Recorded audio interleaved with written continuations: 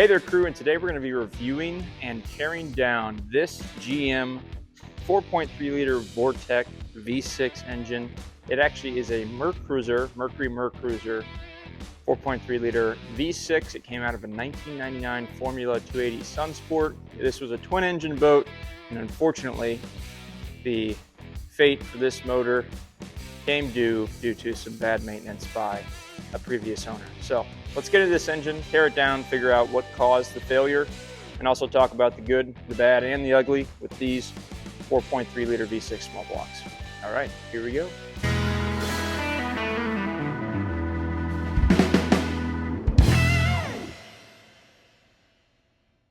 All right, well, this specific motor has been around for quite some time. Entering the scene in 1985, it made about 110 horsepower. It was carbureted, and it didn't have these fancy Vortec heads on it that this block actually does have. Often referred to as the 3/4 350 Chevy. Believe it or not, number 3 and number 6 cylinders were lopped off the 350, and that gave you this 4.3 liter V6. So it is technically a small block V6. GM ran with this in this configuration until 96, where they introduced the Vortec heads. Vortec comes from the design of the airflow that actually goes through the heads. It was a much needed improvement and gave about 20% more power to these engines. By the time this thing made it into a truck or a boat, it was making about a 210 horsepower. This one specifically came with the throttle body injection, which basically is a carburetor with 2 fuel injection nozzles that sit on top of it, look like Windex bottles, and just spray individually fuel into the throttle body that sat on this. They later introduced multi-port injection. They also had spider injection. Specifically on the Cyclones and Typhoons, they introduced the multi-port injection in the early 90s before the Vortec heads even came about, and made these V6s pretty rowdy. But overall, if you ordered a work truck back in the day, or one of those small S10s, or boy, it's skipping my brain right now, the GMC version of it would be I'll throw it up on the screen, I can't think of it right now. But anyway, this is the engine that would have came in it. If you were pre-1985, you had the 3.8 liter V6. This 90-degree V6 replaced that, and had quite the run into the, I believe, teens, the 2010s, 2015 era. It eventually got replaced. I believe in the marine world, this eventually became the 4.5 liter V6 inboard engine that they offer now from Mercury and Mercruiser. But this specific motor came out of a 1999 Formula 280 Sunsport. It was a twin engine boat paired with counter-rotating Alpha 1 stern drives. These made at the prop shaft about 210 to 230 horsepower a piece. Little beefed up. Marine engines specifically run a lot cooler than they did in trucks. Trucks run about 205, 210. In the marine application, these would run about 160, 165 at maximum temperature. You could put cooler thermostats in them, but no difference in this engine block and exactly how you see it, except for this little attachment that's on there right now, than how you would have found it in your pickup truck back in the 90s. So only difference when Mercury bought these engines from GM are the accessories, obviously the wet exhaust manifolds, water pump pickup from the stern drives, and a marinized alternator, starter, you name it. But everything is the exact same as it came out of the truck, no different in cam. With this being the Vortec heads, it is a 99 model year on this engine block. It actually has a balancing rod inside of the engine block as well. So we're going to go and see if we can find that too as we tear it down, because these engines did have, and most V6s do have a little bit of a off balance when they're idling.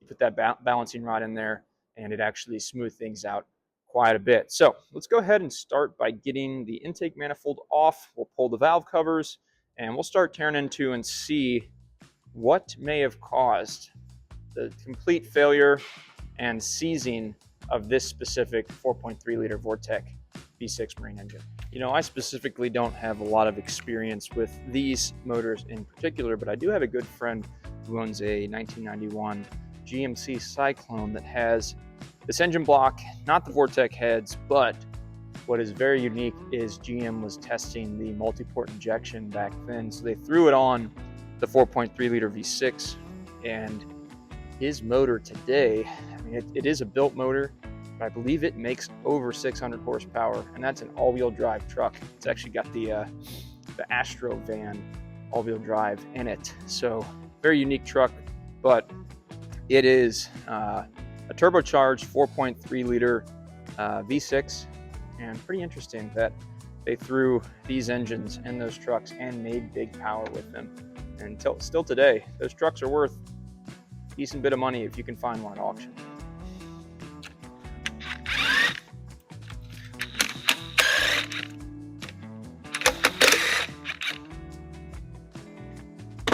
I am going to save a lot of these parts. I don't know if I'll ever be messing with another 4.3 liter, but these are nice plastic valve covers, worth saving.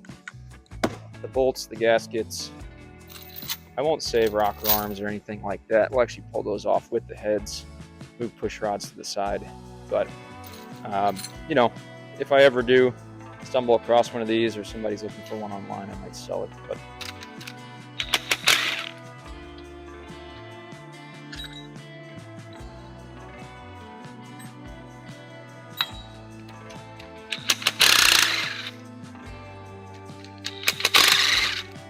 I don't believe I'm going to save this engine block or have it rebuilt either.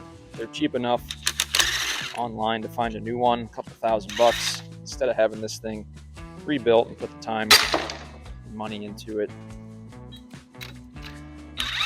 I'd rather just buy a new one if I were in the position to reuse something like this. But something to spot how this is a Vortec motor is actually via the intake manifold itself. So if you look closely here, Vortec heads actually do not have intake manifold bolts in the heads in the middle here. And that is due to the architecture of the intake here and the manifold itself. So there's only 8 bolts, same for a 350 Chevy, same for a 305. 8 bolts to hold it on. I believe a non-Vortec engine, at least a 350, has 12 bolts. So anyway, just something unique there to look at. Let's see if I can pop this off without having to use too excessive force. Yep, nice and easy.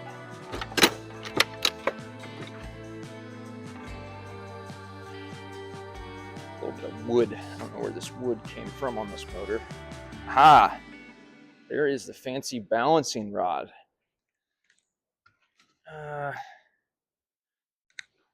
Let's put this heavy thing on the ground for right now. Okay. I'm seeing some rust, but also some really nice fancy technology from '99. Check this out.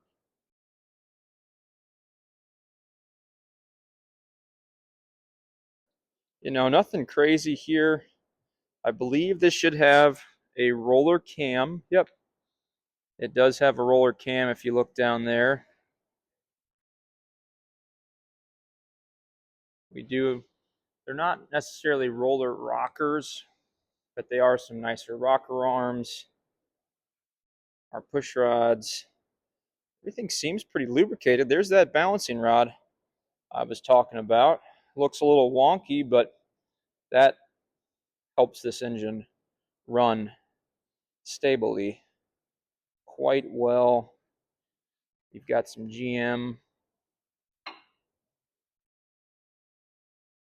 designations back here. Looks like that intake manifold has been off before. And then really down here is where you can see some of the damage that occurred from water. What I'm going to assume happened is the exhaust manifolds were not winterized properly, let water get back into the engine block, or just by looking at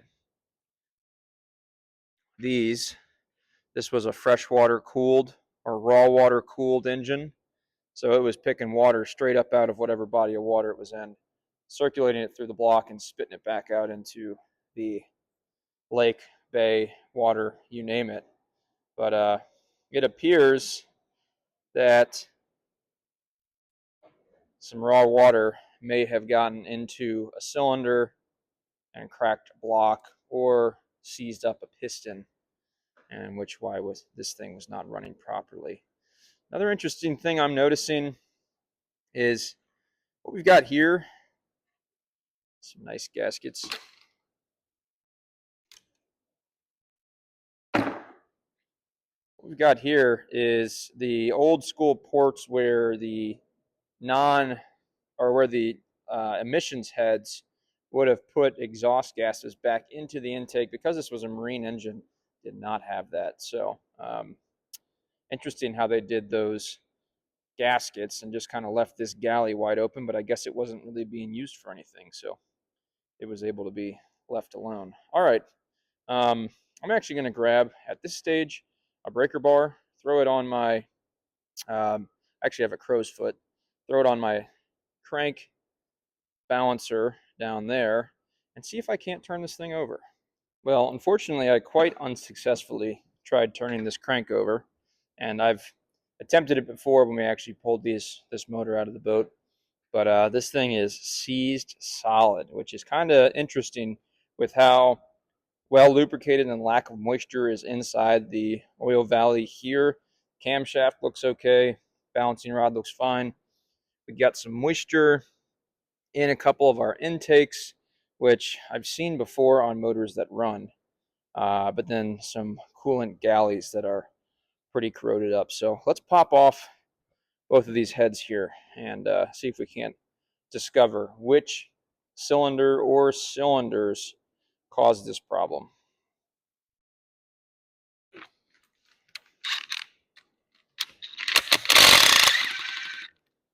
What we've got here, which is pretty nice, is 5 bolts per cylinder. So pretty beefy heads on how these things are strapped down. They are in a star pattern, and cross cylinder wise, they do share a bolt in between on the right and left side of each cylinder wall piston. But same thing for the 350 Chevy 305. Ooh, we got some torquage there. I may have to pull out the big bars. Let's try and get as many of these as we can without using extra power.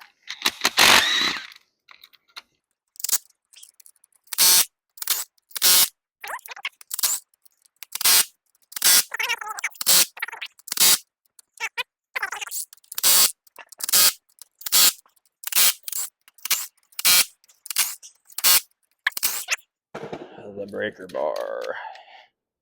Oop. Oh, hoochie mama. Some of these I can't really get to between our rocker arms. Oh, there we go. Oh, there we go. Tried to prevent it. I couldn't.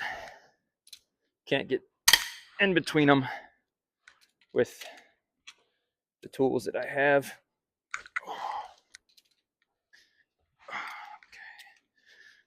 Okay, now we're moving. All right. Let's see how quick this goes. Oh, yeah.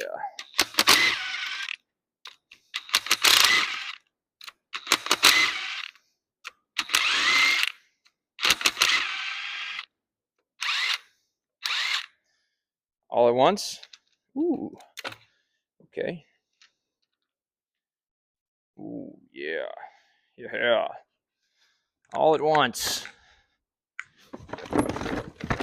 They can sit inside their valve cover.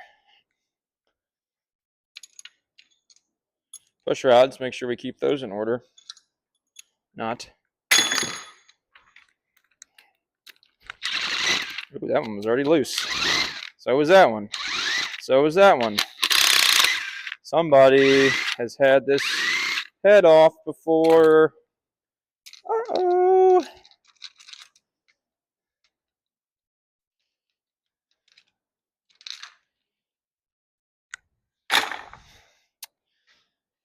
Keep the push rods in the same order. That's important.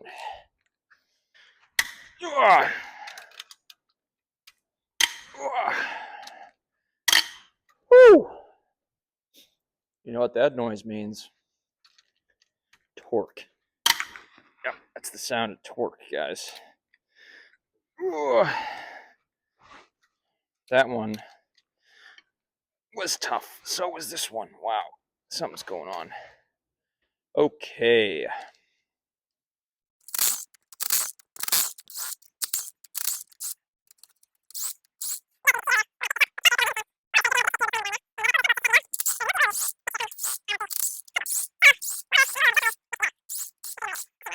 Head bolts, remember, keep them in order for when you reuse them. Definitely reuse these head bolts. Not like they've been stretched.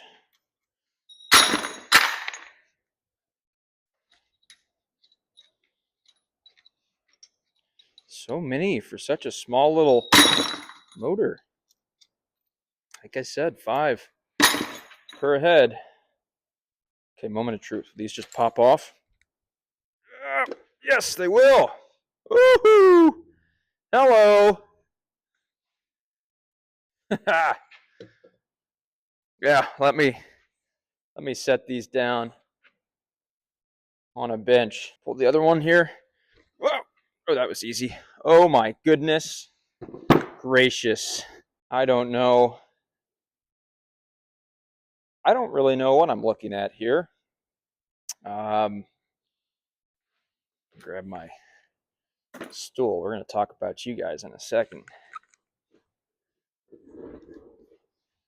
And again, not really sure what I'm looking at there. That's not how you do a gasket seal. But there seems to be some deposits in these pistons. And, well,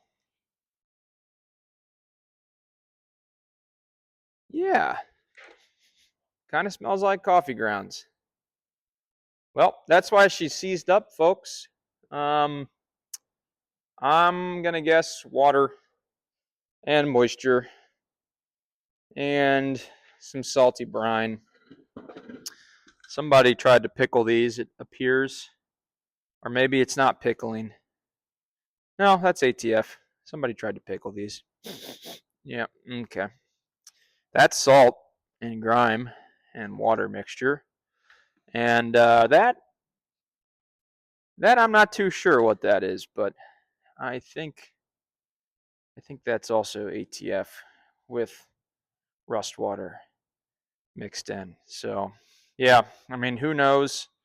I guess I'd have to pull off the pistons here to see specifically, or pull out the pistons to see if the block was cracked in any way. I don't see anything screaming a block crack just from the get-go.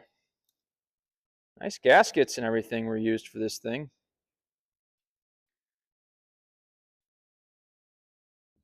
That balancing rod and block, this thing's got to be worth some money and in better shape, but unfortunately, I think this girl's toast. I think you're better off just finding yourself a new one, like I said earlier. One thing that isn't interesting about these Vortecs is they actually came with an aluminum structural oil pan. You didn't see that on all the old stuff. So yeah, this oil pan right down here is aluminum, and it adds structure to the motor with its design. So that's pretty neat. But again, somebody really had a day putting on some gasket maker, putting that oil pan back on. 1, 2, 3, 4, and 5 pistons that are sufficiently seized.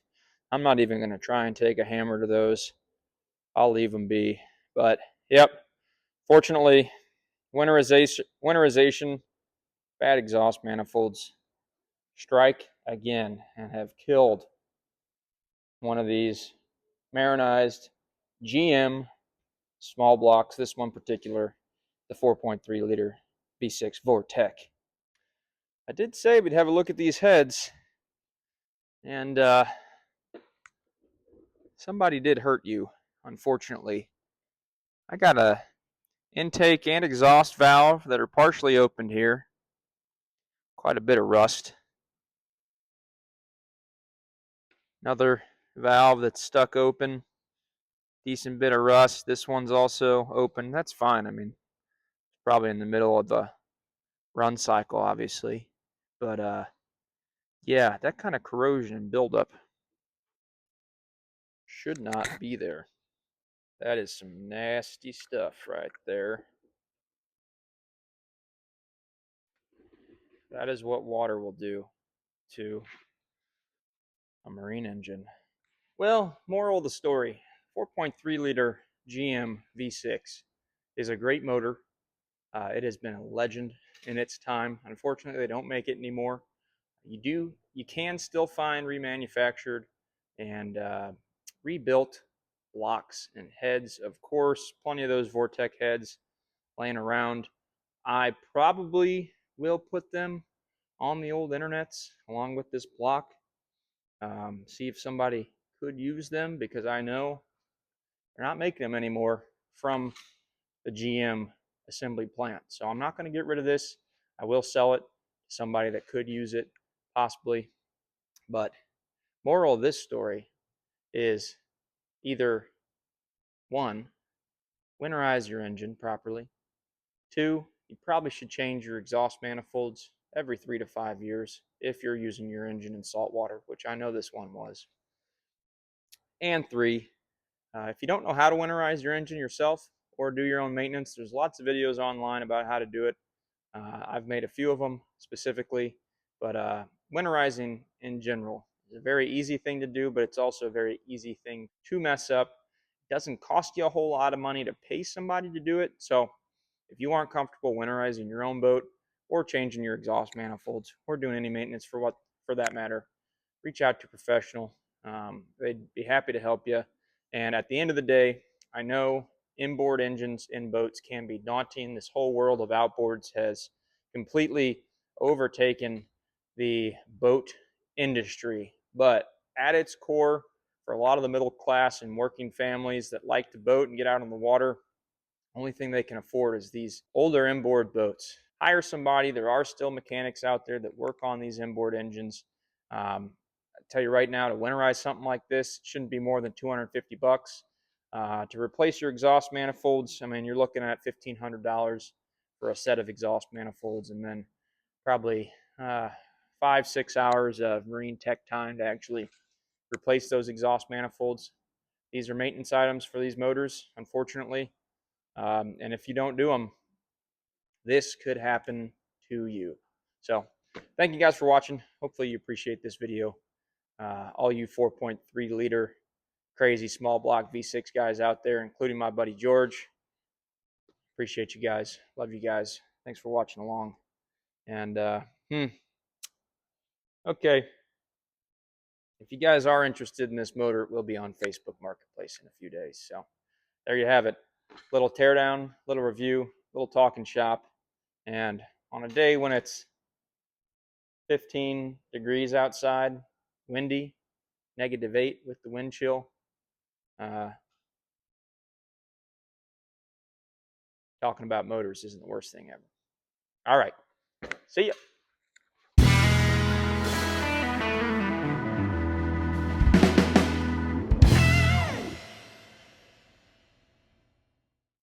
The 4-bolt specifically is just a beefier bottom end. And if you are familiar with the way that these marine engines are used and abused, the way I like to equate it is run your Suburban up a hill at 4,000 RPM towing a trailer.